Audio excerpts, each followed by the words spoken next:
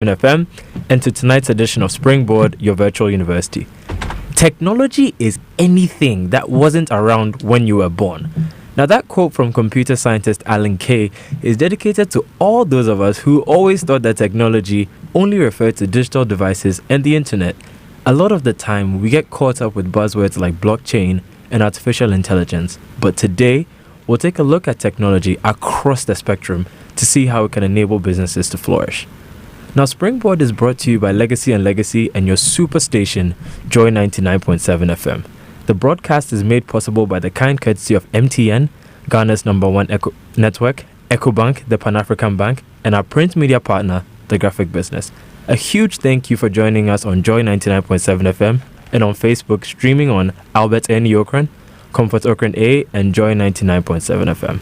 My name is Jojo Okran, and I am here with your regular host, Albert Okran. Well, I lost that one. Albert Okran. And on behalf of the virtual academic board comprising Comfort, Matthew, Priscilla, Amos, and Emmanuel, let me invite you for another entrepreneurial discussion, this time with a focus on technology and equipment. So for some time, we'll be looking at the foundations of business. What is it that people require to be able to build business successfully from the scratch? We've covered money, manpower, marketing, materials, and today we are looking at equipment or technology needs of a business.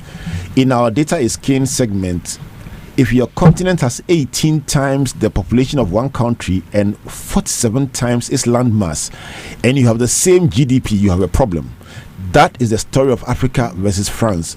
And so we ask ourselves some very tough questions about where we are and how to get to where we want to be. You don't want to miss that one if you are passionate about this continent.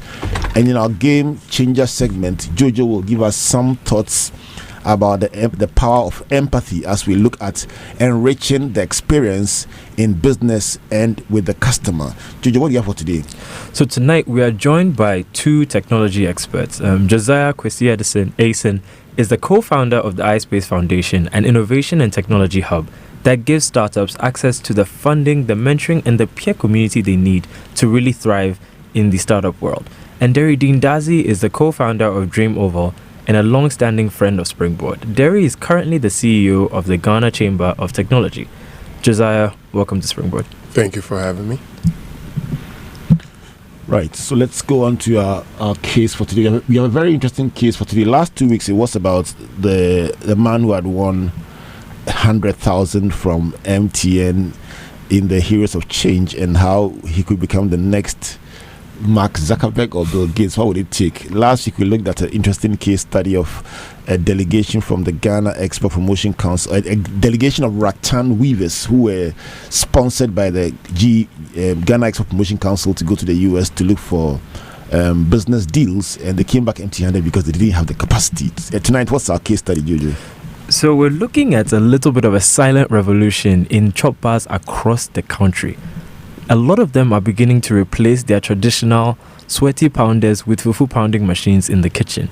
And one may say that, it's the sweat that gives it that little flavor. So in your view, Josiah, what are the potential health, efficiency, and financial implications of such a shift?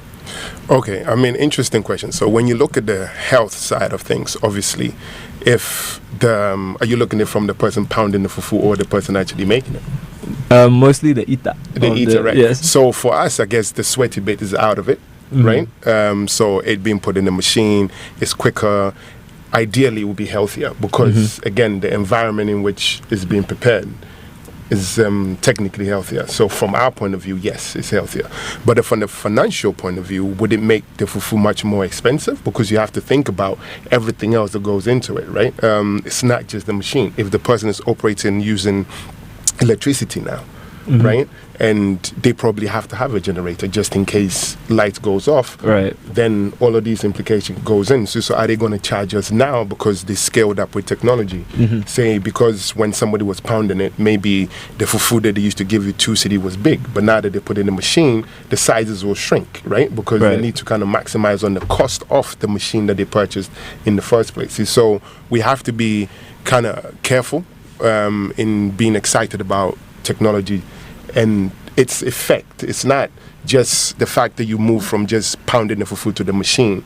Again, if I was just pounding the fufu, I can just kind of measure it. But now that it's a machine, you're just thinking, okay, how can I maximize the whole system, right? And then charge people because I'm using the machine. Right.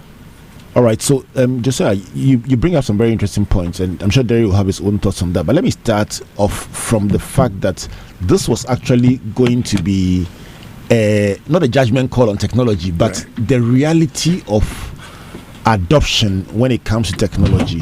So many times in our discussions, people have assumed that when we say technology, you're looking at mobile devices, complex blockchain, artificial intelligence is going to sack people from their jobs, and so there's a whole disconnect between our day-to-day lives and technology. But of course, if you have a software that can easily, yesterday I was creating something that I needed to work with, and I found out that there was a software that could just do it very quickly for me. I was going to do it manually with Excel.